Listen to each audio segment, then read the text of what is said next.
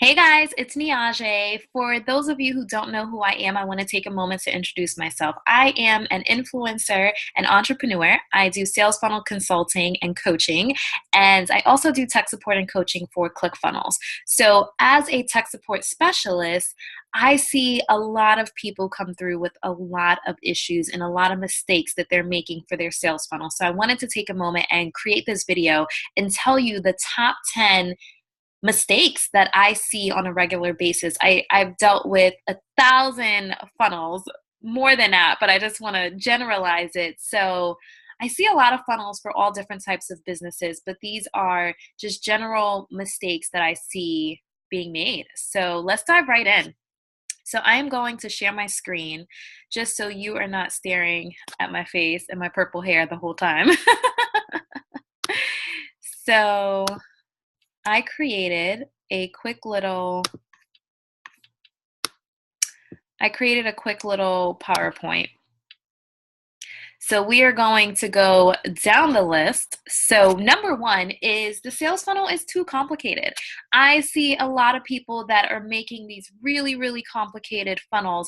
And one good rule of thumb is you want to make it as simple as possible so an 8-year-old can do it. If you feel like an 8-year-old cannot navigate through your sales funnel, it's too complicated. People's attention spans are really, really short these days. Technology is changing rapidly, so many people are getting left behind that you don't want to overcomplicate it, because what if someone is not tech savvy, but you still want them to purchase your product? So don't make it overly complicated.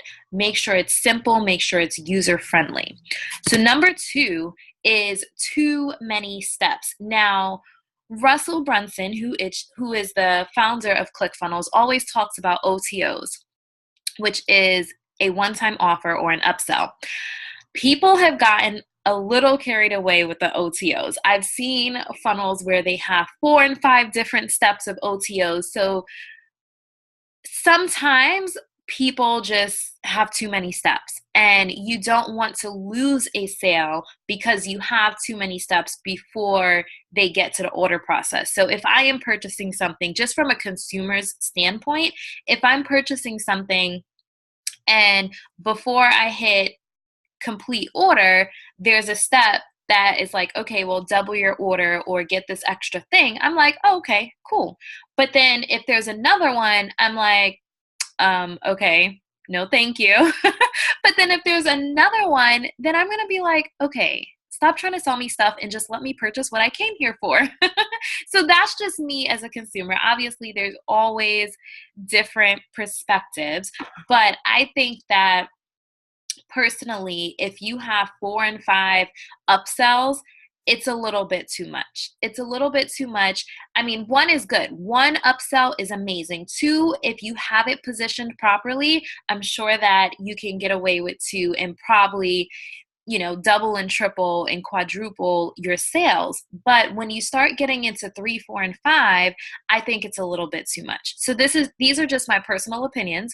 By all means, you don't have to agree with them, but I feel like some people get a little carried away and they just have too many steps in their funnel. So number 3 is lack of systems. So systems is extremely, extremely, extremely important. If you ever heard the McDonald's story, they explain why people can open up a McDonald's franchise and have 15 and 16-year-olds working. It's because there's a solid system. Every single McDonald's should be flipping the burgers the same way, dropping the fries the same way, counting the money the same way. And so it's a already made system. So what you want to do is make sure that you have a system in your business and in your funnel. Understand what is the end goal. You definitely want to write out a funnel map or funnel blueprint. So if you write it all out, the steps that you want your funnel, your customer to go through in this funnel, and what is the end goal? What do you want them to do once they get to the end of your funnel? One great thing about ClickFunnels is with every template, there's a map. And I'm a visual learner, so I really like to see the big picture. So it's really useful, the funnel map. And I don't know if many people know that about ClickFunnels. If you purchase not purchase, if you pick a specific template, there is a funnel map. It's a little tiny blue link in the corner, and that will give you a printout pretty much. And I should have had a picture to add in here, but this is kind of an impromptu video. So I don't have a picture of it, but it's really useful. But even if you don't have access to that, writing it out, little boxes, write it out, and just really come up with a system and a end goal for your funnel. So number 4 is no follow-up. You definitely want to follow up with your client, and definitely build that know, like, and trust factor. And then they also say that a person has to see you and your product 7 times before purchasing. So don't just have a funnel and an opt-in and then that's it. You never follow up with them. You never send another email. You never send anything else. You want to set up an email sequence to where you're sending them more emails. And that is how you build a relationship. And so you can continue to, one, add value, but also pitch any product that you come out with in the future. So number 5 is broken links. This one is pretty self-explanatory. You want all your links to work in your funnel. The last thing you want is someone to come to your funnel. They're ready to buy. They're ready for whatever freebie you're offering, and then the link doesn't work. That's like buying something from a store and you get home and it doesn't work. You'll be frustrated and you could potentially lose that client, and you don't want that to happen. So make sure all of your links work before you release your funnel. Number 6 is no split test. So one great thing that ClickFunnels allows you to do, and I'm sure other platforms uses it as well, but of course I'm biased because, I'm part of the ClickFunnels team, but split test, it allows you to have your funnel and then have another funnel, like a funnel page. So you have your funnel page, and then you can have a duplicate funnel page right next to it. And this one you can change. You can change the copy, which is the text on your page, or you can change the photo, you can change the color, you can change the background. So you're splitting the traffic between the 2 options, and you can see which one is more effective. So this is really important because you never know, a slight change in your funnel could make a drastic difference in conversion. So split tests are super duper powerful. Number 7 is no aesthetic. So what I mean by that is sometimes I see people's sites that are way too busy, way too much going on, is distracting, people can't focus. And then I also see funnels that are too plain. And someone like myself, I like the glitz and the glam. So I want to see something that makes me feel good.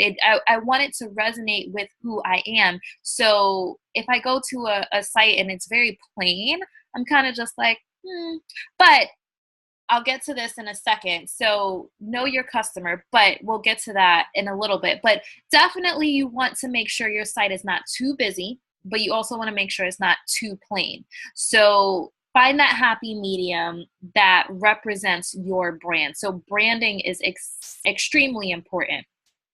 Number 8 is no proper advertising strategy. This is something that I see all of the time. People say, oh, well, I thought ClickFunnels was a lead generator. No, we're not a lead generator. We're a lead converter. So you still have to drive traffic to your funnel. We have people that say, well, I built my funnel and no one's coming to it. What type of traffic are you driving to it? So don't think that you can create a funnel and it's just going to happen. Unfortunately, that's not how it works. We don't have a magic wand to where once you build a funnel, then poof, everyone's coming to your website. No, you have to drive traffic to it. So make sure you have some type of ad strategy, whether it's Facebook ads, whether it's solo ads, whether it's banner ads, whether it's, what else is there? Those are like the main ones. Oh, Google AdWords and SEO. So make sure you have a specific ad strategy. So number 9 is no avatar. So I touched on this a little bit before where I say know your customer. So when people say avatar, it's basically your target audience or your perfect customer. So you have to know your customer, know your avatar, so you know what is going to appeal to them. And that's how you want your site to look. What excites them? What will feel good to them? What will resonate with them? And what is going to make them say, ooh, I love this site. Ooh, I love this product. So really knowing your avatar, and people who don't have an avatar and you're just trying to market blindly, that is a major problem because you can't be everything to everyone. So you want to really narrow down who you're advertising to and know what they like and what resonates with them. And that is how you build your site. So if you are advertising to moms, you don't want to have stuff that may appeal to single women or, vice versa. So that was just a random example. That was just a random example, but it all boils down to know your client, know your customer, know your target audience, and make sure that your funnel appeals to them.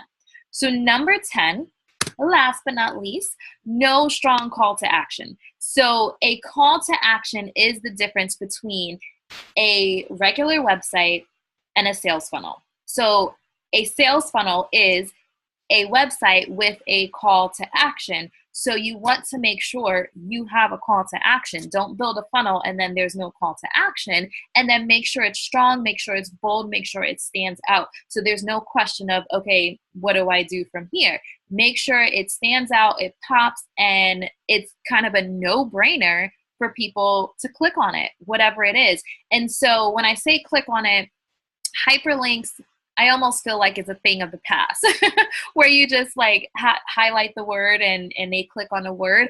Buttons seem to convert way more. So I would have a really bold button that says click here, sign up now, get this, whatever it is. Just make sure your call to action is strong. So those are my top 10 mistakes that I see with sales funnels. So going through them really quick again. Number 1 is too complicated. Number 2 is too many steps. Number 3 is a lack of system. Number 4 is no follow-up. Number 5 is broken links. Number 6 is split test. Number 7 is no aesthetic. Number 8 is no proper advertising strategy. Number 9 is no avatar. Make sure you know your customer. And number 10 is no strong call to action. So I'm going to stop the screen share if my mouse decides to work. All right. So I hope that you guys found that valuable. If you do not have ClickFunnels, you can sign up for a 14-day free trial.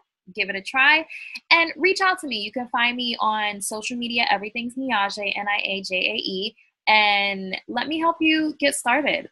This is what I do. I eat, breathe, and sleep funnels, sales funnels. So let me help you get started. Sign up for the free trial. Let me know what you need. Let me know what type of business you have, so maybe I can help you with an awesome strategy. So again, Niajae, Niajae. You can reach out to me on Facebook, Instagram, Snapchat. My email is contact@niajae.com.